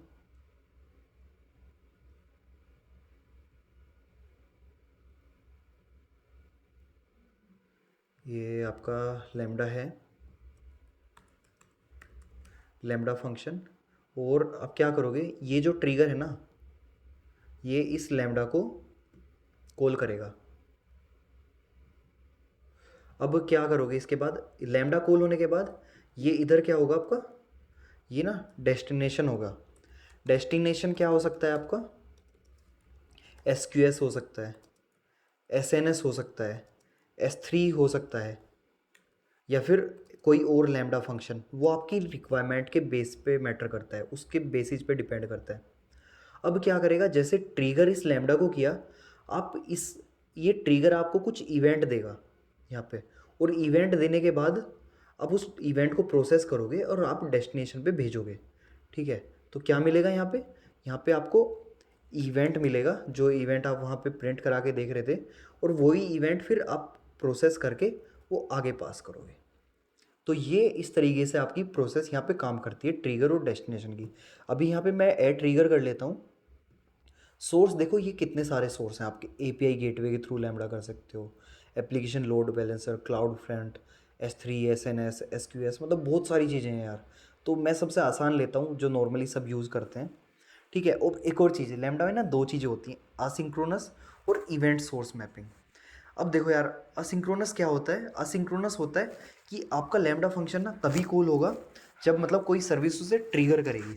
और इवेंट सोर्स मैपिंग क्या होती है, मतलब आप मैनुअली ना पुल करते हो रिक्वेस्ट को।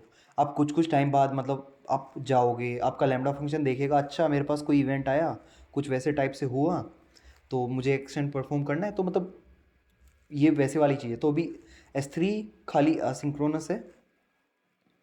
और मैं बकेट ये मैंने बनाई थी यार, ये बकेट, ये वाली बकेट ही यूज़ कर लेता हूँ मैं। और ऑल ऑब्जेक्ट नहीं लूँगा मैं क्या करता हूँ, मैं सिर्फ पुट पे लेता हूँ। मतलब अगर मैं कोई ऑब्जेक्ट इंसर्ट करूँ अपनी S3 में, उसी केस में मेरा लैम्डा वहाँ पे ट्रिगर हो। ये प्रीफिक्स दे सकते हो आप, सपोज आपकी ये S3 है और S3 के अंदर आपने कोई एक फ़ोल्डर बना दिया, जैसे मैं क्रिएट फ़ोल्डर बनाता हूँ। फ़ोल्डर का नाम अगर मैं इवेंट दे दूँ, ठीक है, इवेंट देके मैं यहाँ पे क्रिएट कर देता हूँ। अब यहाँ पे ना ये इवेंट करके फ़ोल्डर बन गया। अब मैं कह रहा हूँ बस मेरा ना ये जो इवेंट फ़ोल्डर है ना, इसके अंदर ही मतलब कुछ भी एंट्री हो तभी मेरा ये ट्रिगर हो, नहीं तो नहीं हो।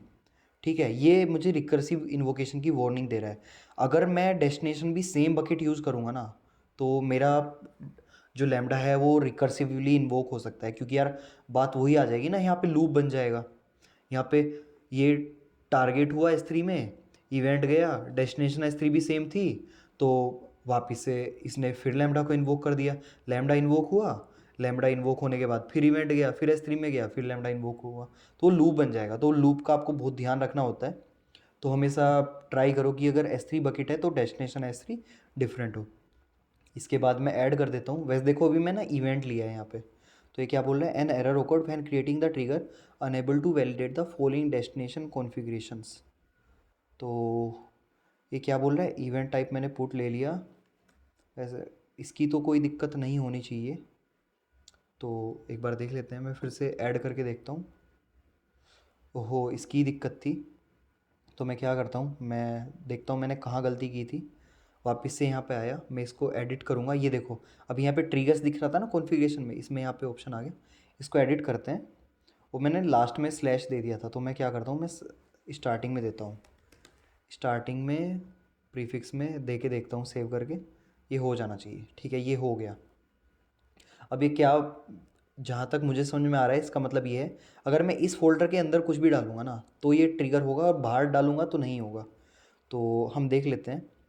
अब मैं क्या करता हूँ, एक ना डेस्टिनेशन से ऐड कर लेता हूँ। अब डेस्टिनेशन ना यार, हम एक और दूसरा लैम्डा फंक्शन भी ले सकते हैं, SNS टॉपिक ले सकते हैं, S3 बकेट ले सकते हैं। तो मैं ना क्या करता हूँ, मैं लैम्डा फंक्शन ले लेता हूँ एक और दूसरा। तो वापस से मैं आऊँगा, मैं यहाँ पे आता हूँ। एक ये देखो यार, ये ना एक टेस्ट फंक्शन बनाया हुआ है मैंने, मैं इसे ही टेस्ट फंक्शन को ले लेता हूँ। और इसमें ना मैं एक छोटा सा चेंज करूँगा, ज़्यादा कुछ नहीं करूँगा। और इसमें ना, ठीक है, इसमें कुछ भी चेंज नहीं कर रहा मैंने, इसमें ना बस इवेंट को प्रिंट किया हुआ है, बस यही देखना है। और अभी कॉन्फ़िगरेशन में आता हूँ मैं, नहीं मॉनिटर पे आऊँगा, इसके क्लाउड वॉच लॉग्स मैं सारे क्लियर कर रहा हूँ अभी। देखो अभी मैं इस फंक्शन को ना मैं इन्वोक नहीं करूँगा। अगर मैं फंक्शन इन्वोक नहीं करूँगा तो मेरे लॉग्स भी जनरेट नहीं होंगे।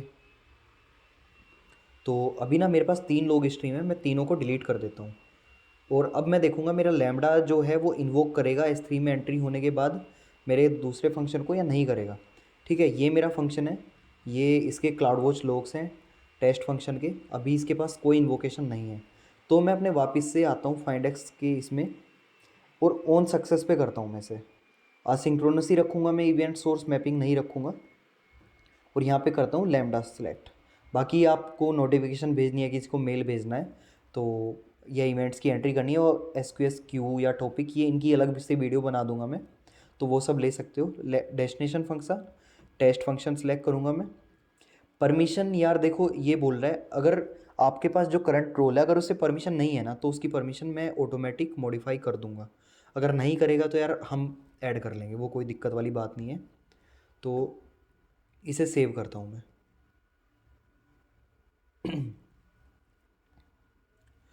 ठीक है, ये सेव होने लग रहा है, पता नहीं इतना टाइम क्यों लग रहा है सेव होने में। चलो कोई नहीं, वेट कर लेते हैं। तो ये आपका सेव हो चुका है यहाँ पे। देखो अब आपके पास ट्रिगर भी है और डेस्टिनेशन भी है। तो ट्रिगर यहाँ पे ये है और डेस्टिनेशन यहाँ पे ये आसिंक्रोनस इन्वोकेशन आपका ये लैम्बडा फंक्शन है। अब देखो मैं ना यहाँ पे एक मज़े की चीज़ दिखाता हूँ यहाँ पे। अभी ये आपने देखा होगा जैसे कि रिक्वेस्ट प्रॉपर रन हो रही है ये मेरी यहाँ पे, है ना। मैं इसे ना फिर से टेस्ट करता हूँ। अगर मैं यहाँ से ये लेयर हटा दूंगा ना तो ये ना रन होनी बंद हो जाएगी। वैसे लेयर हटाने का ऑप्शन होता है एक बार अगर ऐड कर देता हूँ, ये रहा, ये देखो, ये मैं सेव कर देता हूँ इसे। और सेव करने के बाद ना अभी वैसे मैंने ओन सक्सेस पे लिया हुआ है तो शायद से इन्वोक नहीं होगा। तो फिर से एक बार देखेंगे टेस्ट करके, मैं ये लेयर वाला पार्ट हटा दूंगा इसमें से। तो मैं इसे टेस्ट करता हूँ और ये देखो ये क्या बोल रहा है अभी, नो मॉड्यूल नेम्ड रिक्वेस्ट। ठीक है, मैंने ऑन सक्सेस पे लिया था। अगर मैं इसे फेलियर पे करूँगा ना, अभी फेलियर पे करके देखेंगे, पहले सक्सेस पे ट्राई करते हैं। तो मैंने गलत टाइम पे लेयर को हटा दिया। मैं यहाँ पे जेसन करता हूँ मॉड्यूल को और ये वाला पार्ट ना कमेंट कर देता हूँ हैश। और ये रेस्पॉन्स डॉट जेसन रेस्पॉन्स मेरे पास नहीं है तो बॉडी में मैं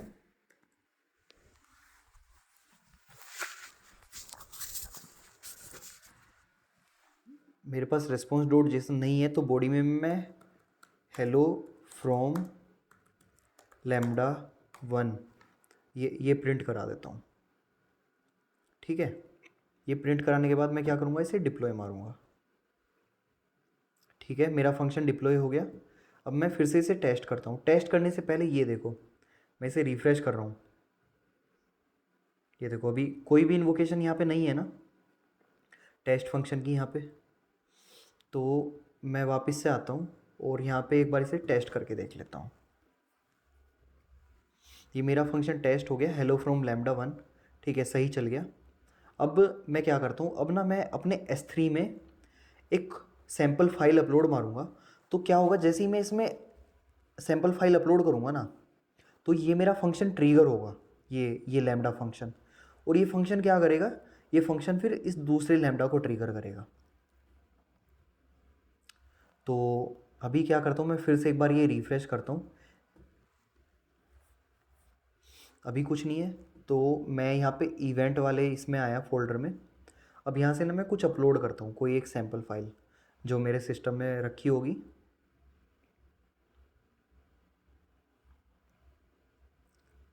ये तो काफ़ी बड़ी बड़ी फाइल्स हैं। ठीक है, मैं ये कर लेता हूँ और इसे मैं अपलोड कर देता हूँ। ठीक है, फाइल अपलोड हो गई। अब क्या करता हूँ मैं, फाइल अपलोड होने के बाद ना मैं मॉनिटर करता हूँ यार यहाँ पे मेरा फंक्शन ट्रिगर हुआ या नहीं हुआ। इसे मैं टाइम जोन को लोकल करता हूँ, कस्टम में मैं इसे 1 मिनट करता हूँ। लास्ट 1 मिनट में कोई इन्वोकेशन आई तो लास्ट 1 मिनट में एक इन्वोकेशन दिखा रहा है ये। रिफ़्रेश कर लेते हैं, तब तक मैं इधर भी देखता हूँ।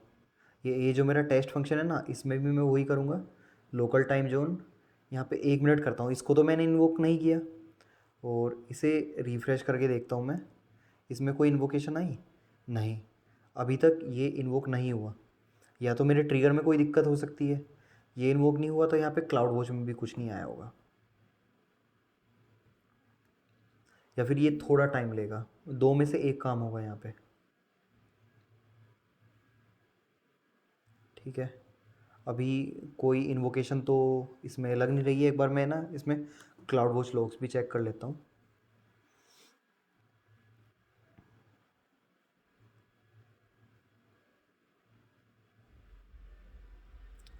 एक काम करता हूँ, मैं सारे लॉग स्ट्रीम है ना, इन्हें डिलीट करता हूँ और फिर से एक और फाइल अपलोड करूँगा। यार वैसे इसमें ना मुझे एक छोटा सा चेंज करना पड़ेगा कॉन्फ़िगरेशन में। मैंने पुट लिया था ना, पुट का शायद से मतलब होता है, मैं मैनुअली अगर पुट चलाऊँगा, अपलोड को पता नहीं ये पुट में काउंट करता है या नहीं करता है। तो यहाँ पे अगर मैं इसको अभी के लिए ना ऑल कर देता हूँ, all object operations, all object create event put post. ठीक है, इसको सेव कर देते हैं। सेव करने के बाद अब मतलब इनमें से कुछ भी होगा ना ऑपरेशन, तो मेरा ये लैम्बडा इन्वोक हो जाना चाहिए। अभी देखो ये मेरा सर्वरलेस वाले लैम्बडा है, इसमें ना जीरो है सब कुछ, अभी कुछ नहीं है। मैं फिर से क्या करता हूँ, मैंने डिलीट पे कुछ नहीं लगाया हुआ है, तो डिलीट पे तो लैम्बडा इन्वोक नहीं होगा मेरा। मैं इस ऑब्जेक्ट को डिलीट कर देता हूँ, और डिलीट करने के बाद मैं फिर से अपलोड करूँगा इस ऑब्जेक्ट को। तो इसे अपलोड करते हैं, ऐड फाइल ओपन करते हैं और अपलोड कर देते हैं। ठीक है, ये मेरी फ़ाइल अपलोड हो गई। मैं एक बार यहाँ पे मॉनिटर में आता हूँ, और मॉनिटर में आने के बाद मैं फिर से 1 मिनट कर लेता हूँ। लास्ट 1 मिनट में इन्वोक हुआ, अभी नहीं दिखा रहा है इन्वोकेशन। मे बी मैंने जो प्रीफिक्स फोल्डर दिया है वो भी गलत हो सकता है, तो थोड़ा 10 सेकंड रुकते हैं इसमें, फिर देखते हैं। अगर कुछ नहीं आया तो मैं जो मेरा प्रीफिक्स वाला पार्ट है मैं उसे भी फिक्स करूँगा। ठीक है, तो इसमें कुछ नहीं आया है। मैं वापस से ट्रिगर में जाता हूँ। अगर मैं हटा दूंगा तो वो चल ही जाएगा यार, देखो इतना तो क्लियर है।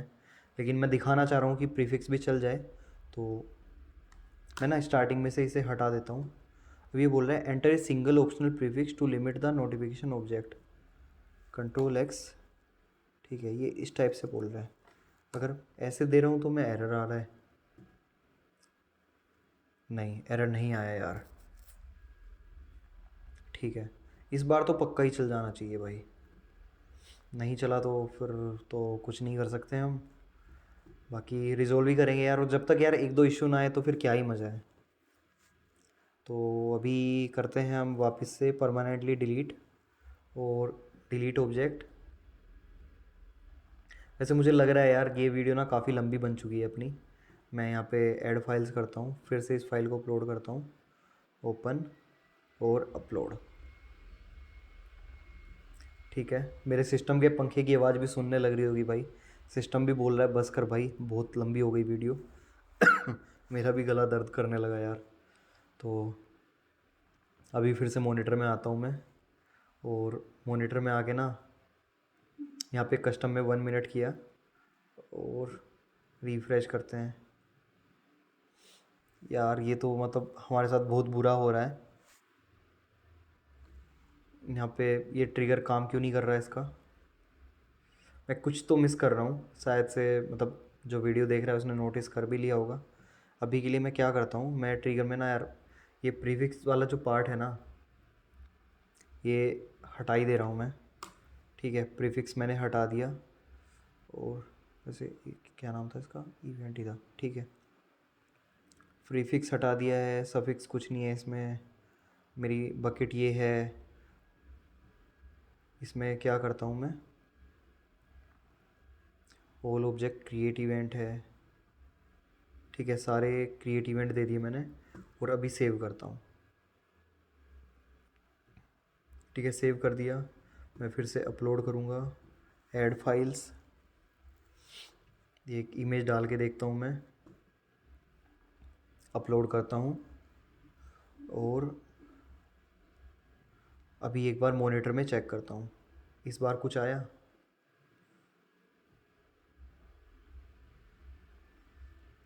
Custom 1 minute,